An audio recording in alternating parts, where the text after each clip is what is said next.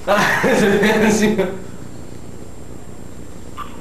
una cosa, pedazo de hijo de remil puta y la recalcada concha de tu renegrida puta madre, hijo de una camionada de poronga sifilítica, sorete de onda, aborto de la naturaleza, ¿por qué no atendés ese teléfono de mierda que tenés, culo roto malparido? Y la puta madre que te recontra remil parió, metés el teléfono en el medio del orto y usalo de consolador, putazo de mierda, adicto a la poronga, ¿por qué no venís y me fumás esta? La concha de tu puta madre no serví ni para espiar, cabeza de chota afligida, capricho de la malformación humana, y la concha bien puta de tu hermana la trola que entrega por 2 pesos que no sirve ni para coger, como vos, cornudo, puto fiestero, trolo, que te sentás en el pelado por un paquete de pochoclo, prostituta barata, te hicieron por no tirar la leche, malculiado de mierda, hacerte coger por un zoológico y pedirle ayuda a Tarzán, forro, violador de Chihuahua, pajero compulsivo, chupachotas, porongas, sabos, pijas, chorongos, penes, vergas duras, semiduras o blandas, cualquiera te viene bien, puta relajada, recipiente de semen, ¿sabes qué? Chupame la poronga, cornudo de mierda, y la